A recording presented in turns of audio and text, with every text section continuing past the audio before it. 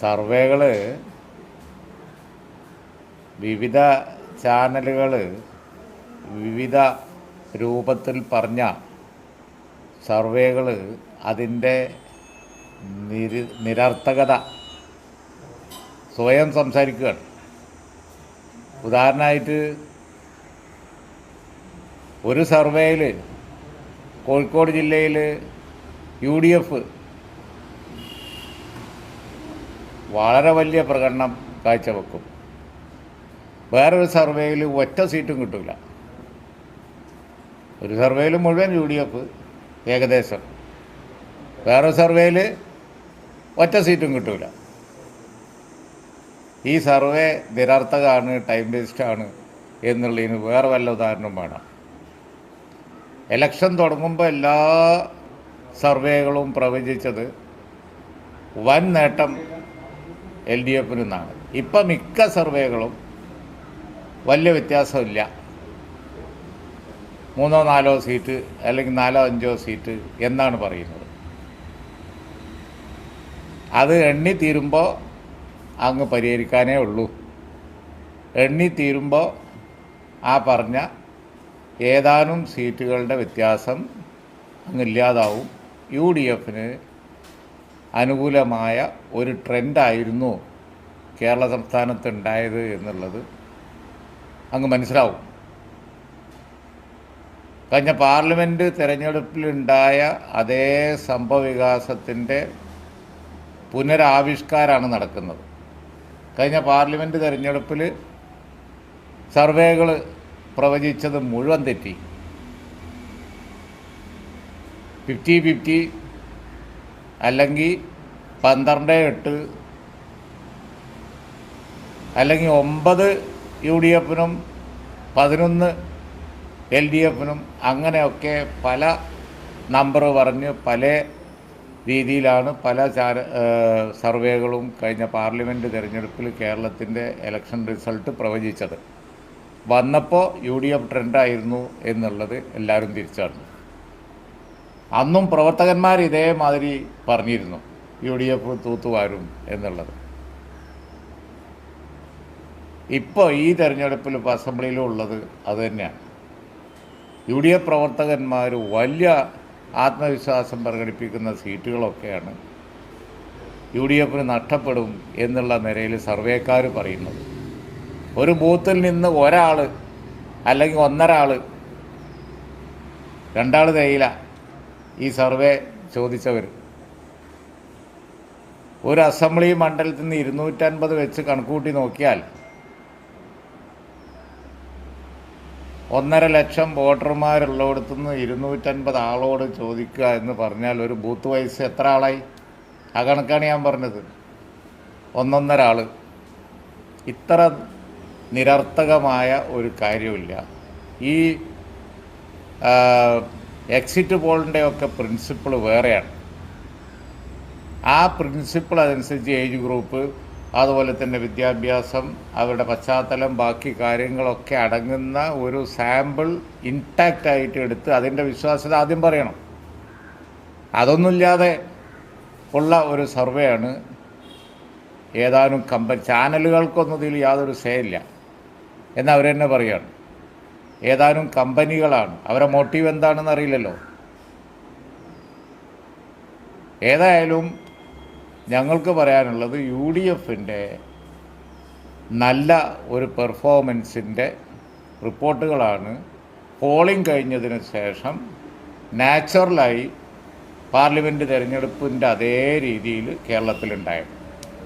Parliament തിരഞ്ഞെടുപ്പിൻ്റെ അതേ രൂപമാണ് assembly തിരഞ്ഞെടുപ്പിൽ ഉണ്ടായിരിക്കുന്നതെന്നാണ് ഞങ്ങളുടെ അഭിപ്രായം.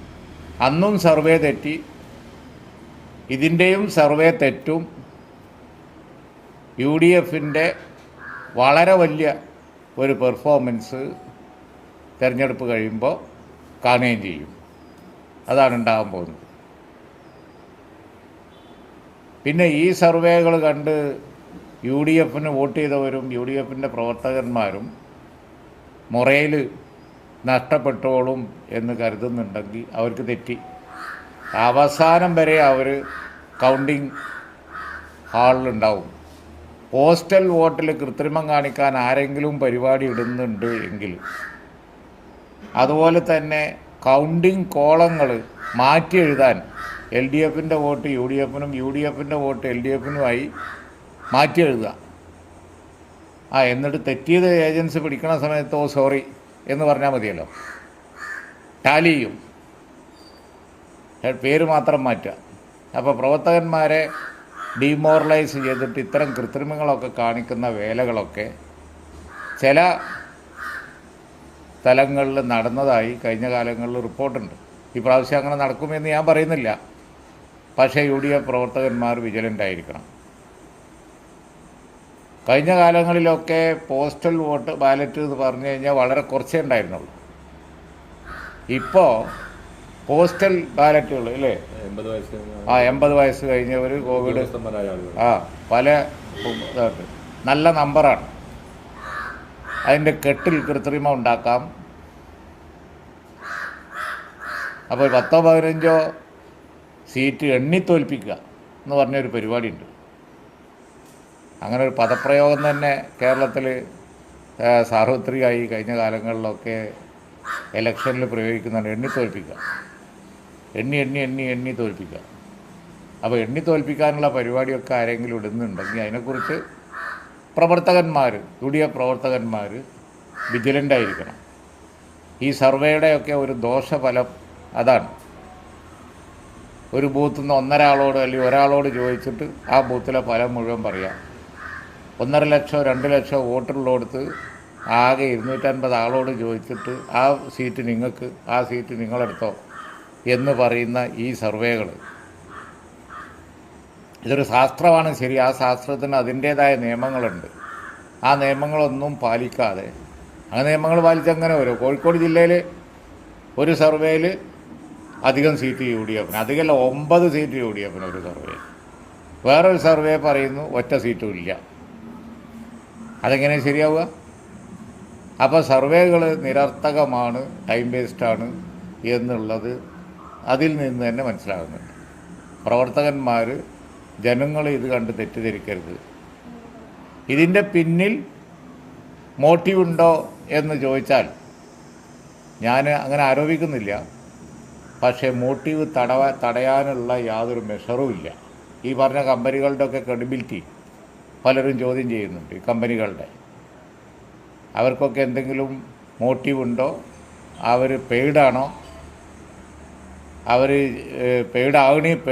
അവരുടെ ഈ മോട്ടീവിനനുസരിച്ച് ചെറിയ വ്യത്യാസങ്ങളൊക്കെ വരുത്താനുള്ള ഒരു ഫ്രീഡം അവർക്കുണ്ടോ? ഇതൊന്നും അറിയില്ല. അപ്പോൾ ഒരു കാര്യം ഉറപ്പാണ്, ഈ പരസ്പര വിരുദ്ധമായ സർവേ തന്നെ തെളിയിക്കുന്നുണ്ട് ആ സർവേകൾ ഒട്ടും ആശ്രയിക്കാൻ പറ്റുന്നതല്ല എന്നുള്ളത്. ചാനലുകൾ തന്നെ അതിന് മുഖവരി പറയുന്നുമുണ്ട്, ഇത് മുഖവിലക്ക് എടുക്കേണ്ട. പിന്നെ എന്തിനാ ഈ ടൈം വേസ്റ്റ്? ആളുകളെ മിസ്ലീഡ് ചെയ്യുക, എന്നിട്ട് അതിൻ്റെ മറവിൽ കൃത്രിമം കാണിക്കാനുള്ള ഒരു ശ്രമം ആവാം ഈ ചാനൽ. 1 മാസത്തിൻ്റെ ഉള്ളിലാണ് യു ഡി എഫിന് ഇത്രയും അധികം സീറ്റ് ഇപ്പോൾ ഈ സർവേയിലൊക്കെ കൊടുത്തത്. 1 മാസം മുമ്പ്, 1.5 മാസം മുമ്പ് 45 സീറ്റ് 50 സീറ്റൊക്കെ. അത് വന്നിട്ടിപ്പോൾ നേരിയ വ്യത്യാസമേ എല്ലാവരും പറയുന്നുള്ളൂ. ഒരു ചാനൽ അല്ല, ഒരു സർവേ, നാഷണൽ സർവേ കൂടുതൽ ഇല്ല എന്ന് ഞാൻ പറയുന്നില്ല. ബാക്കി ഭൂരിപക്ഷം സർവേയിലും നേരിയ വ്യത്യാസം ഇപ്പോൾ പറയുന്നുള്ളൂ. അപ്പോൾ അത് തന്നെ സമ്മതിക്കുകയാണ് യു ഡി എഫിന് അനുകൂലമായ ഒരു വേവ് ഈ ഇലക്ഷനിൽ വന്നിട്ടുണ്ട് എന്ന് പറയാതെ പറയുകയാണ്. നേരിയ വ്യത്യാസമേ ഉള്ളൂ എന്ന് ഇപ്പോൾ പറയുമ്പോൾ ഒരു വേവ് ഉണ്ടായി എന്നുള്ളത് സർവേകൾ പറയാതെ പറയുകയാണ്.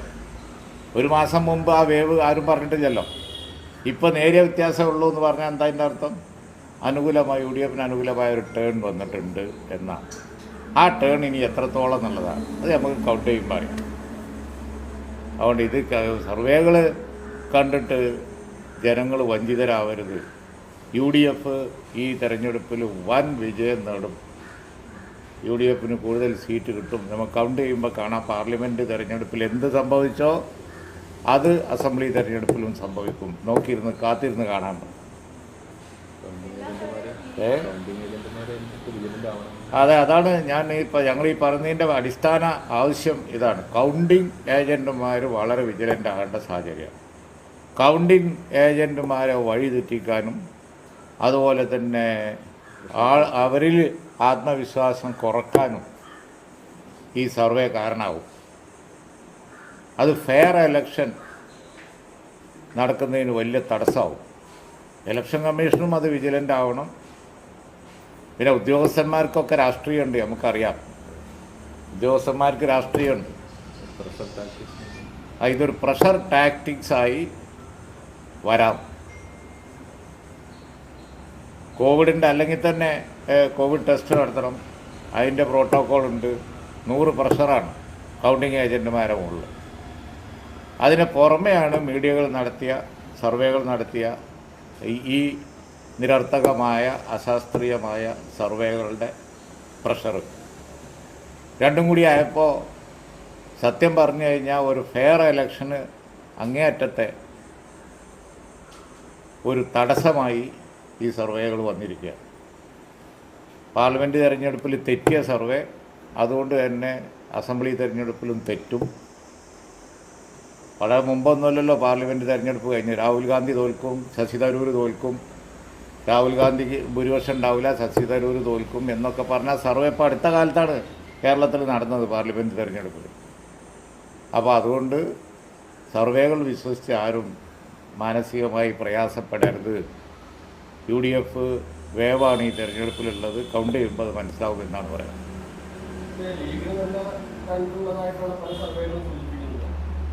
ലീഗിന് മാത്രം കിട്ടിയാൽ പോരല്ലോ, UDFന് മൊത്തം കിട്ടണം. അതാണ് ഞങ്ങളെ താല്പര്യം.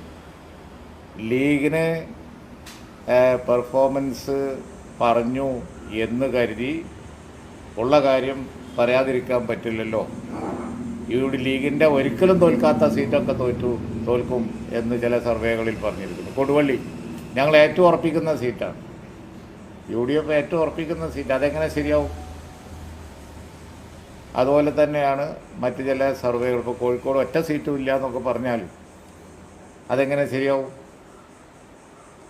അപ്പോൾ അവരവൻ്റെ താല്പര്യം അനുസരിച്ച് സർവേക്കാരൊക്കെ പറയുന്നുണ്ട് എന്നുള്ളത് ആദ്യം തന്നെ വ്യക്തമാണ്. ഒട്ടുമില്ല, എല്ലാം ഉണ്ട്. കുറേ വയനാട് ഒരു സർവേ പറഞ്ഞു തൂത്തുവാരുന്ന. വേറെ സർവേയിൽ വന്നിരിക്കുന്നതൊക്കെ UDFനാണ്. സർവേകൾ പരസ്പരം സംസാരിക്കുകയാണ്. അവരുടെ നിരർത്ഥകത അവർ സംസാരിക്കുന്ന ഒരു യാഥാർത്ഥ്യമായി മാറിയിരിക്കുകയാണ്. പല സർവേകളും പരസ്പര വിരുദ്ധമാകുന്നത് തന്നെ അതിൻ്റെ വിശ്വാസ്യത കളയുന്നുണ്ട്. കോഴിക്കോട് സൗത്തിൽ ഒരു സർവേയിൽ 17% വോട്ടിൻ്റെ വ്യത്യാസമാണ്. വേറെ സർവേയിൽ സീറ്റ് പോയി. എന്തൊരു നിരർത്ഥകതയാണിത്.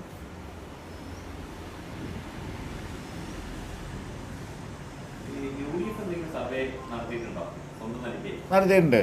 അതുകൊണ്ടാണല്ലോ UDF പ്രവർത്തകന്മാർ ഈ സർവേ ആരും വിശ്വസിക്കുന്നില്ല. അവർക്ക് അവരുടേതായ കണക്കുണ്ട്. ആ കണക്ക് എന്ന് പറയുന്നത് അവർക്ക് ഇലക്ഷൻ രംഗത്തുള്ള പ്രവർത്തകന്മാർക്ക് അവരുടേതായ സർവേ ഉണ്ട്. ആ സർവേ പോളിംഗ് ദിവസമാണ്, പോളിംഗ് കഴിഞ്ഞാലുണ്ട്. എല്ലാ പാർട്ടികളും കണക്ക് കൊടുക്കുന്നുണ്ട്. അതൊരു സർവേയുടെ അടിസ്ഥാനത്തിലാണ്. ആ സർവേയുടെ അടിസ്ഥാനത്തിൽ ഇടതുമുന്നണി തോൽക്കുമെന്ന് അവർക്ക് റിപ്പോർട്ട് കൊടുത്തു എന്ന് ഞങ്ങളറിയുന്ന, അങ്ങനെ പറയാം. സീറ്റ് എക്സിറ്റ് പോളിൽ ജയിക്കുമെന്ന് ഇപ്പോൾ ചിലർ കൊടുത്തിട്ടുണ്ട്. അവർ തന്നെ തോൽക്കും സമ്മതിച്ച സീറ്റ്. മലപ്പുറം ജില്ലയിൽ അങ്ങനെ ഒരു സീറ്റുണ്ട്. അപ്പോൾ ഞാൻ പറയുന്നത് എന്താണെന്ന് വെച്ച് കഴിഞ്ഞാൽ ഈ തിരൂരും കൊടുവള്ളിയും അതേപോലെ തന്നെ പല സീറ്റുകളും, അതുപോലെ തന്നെ ഇപ്പോൾ ഒരു സർവേയിൽ സൗത്ത്. അപ്പോൾ ഞങ്ങളുടെ പ്രവർത്തകന്മാർ തന്ന ആ കണക്ക് സർവേയുടെ അടിസ്ഥാനത്തിൽ തന്നെയാണ്. അത് ബൃഹത്തായ സർവേയാണ്. ഓരോ ബൂത്തു നിന്നുള്ള സർവേ. വോട്ട് ചെയ്യുമ്പോൾ സ്ലിപ്പ് ടിക്ക് ചെയ്യുമല്ലോ, സാധ്യതയുള്ള വോട്ട്, സാധ്യതയില്ലാത്ത വോട്ട്, അതുപോലെ തന്നെ സംശയത്തിനോട് അതിന് കോളം തന്നെ ഉണ്ട്. ഇതിനേക്കാൾ എത്ര മെച്ചാണത്? ഓരോ പോളിംഗ് ഏജൻറ്റിൻ്റെ അടുത്ത് സ്ലിപ്പ് കൊടുക്കുന്ന UDF പ്രവർത്തകൻ്റെ ബൂത്ത് ഏജൻറ്റുമാരുടെ കയ്യിലും അവരുടെ കയ്യിൽ ഓരോ വോട്ടർക്ക് ഓരോ തരംതിരിക്കാനുള്ള കോളം അച്ചടിച്ച് കോളമുണ്ട് വളരെ വ്യക്തമായിട്ട്. അത് മുഴുവൻ വോട്ടർമാരെയും കണക്കിലെടുത്തുകൊണ്ടുള്ള സർവേയാണ്, അല്ലാതെ ഒരു ബൂത്തിൽ നിന്ന് ഒരാളോട് ചോദിച്ചിട്ടുള്ള സർവേ അല്ല. നമ്പർ ഞങ്ങൾ പറഞ്ഞിട്ടില്ല. യു ഡി എഫിന് അനുകൂലമായ ഒരു വേവ് സംസ്ഥാനത്തുണ്ട്. പാർലമെൻറ്റ് തിരഞ്ഞെടുപ്പ് കാലത്ത് ഫീൽ ചെയ്ത അതേ ഒരു ഫീലിംഗാണ് ഞങ്ങൾക്കുണ്ടായത്. ഇടതുപക്ഷ വോട്ടർമാരിലാണ് മാന്ദ്യം കണ്ടത്. ഉത്സാഹപൂർവ്വം യു ഡി എഫിൻ്റെ ക്യാമ്പ് സജീവമായിരുന്നു. അതുകൊണ്ട് യു ഡി എഫിൻ്റെ സീറ്റുകൾ ഒരുപാട് വർദ്ധിക്കും. മധ്യ തിരുവിതാംകൂറിലൊക്കെ നല്ല ട്രെൻഡായിരുന്നു. അതേപോലെ തന്നെ മുഴുവൻ ജില്ലകളിലും നല്ല ട്രെൻഡ് ഇതായിരുന്നു റിപ്പോർട്ട്. ആ നിലക്ക് കണക്കാക്കുമ്പോഴാണ് ഭരിക്കാനാവശ്യമായ ഭൂരിപക്ഷം 80-ൻ്റെ മുകളിലൊക്കെ കിട്ടും എന്ന് യു ഡി എഫ് പറഞ്ഞത്.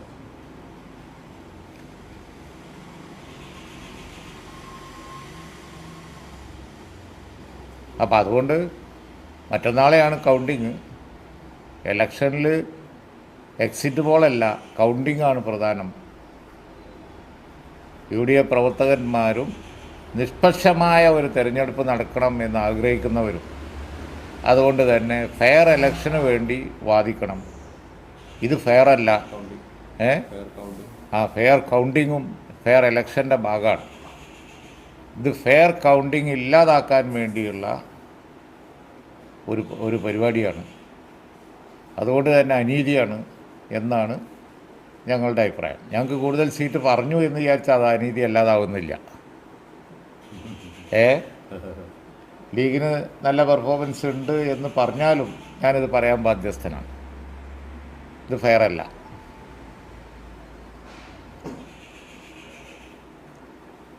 അതുകൊണ്ട് ഇത് കണ്ട് അധികാരത്തിൽ തിരിച്ചു വരുമെന്ന് ഇടതുമുന്നണി കണക്ക് കൂട്ടിയാൽ അത് ശരിയാവില്ല. യു ഡി എഫ് ആണ് വരാൻ പോകുന്നത്.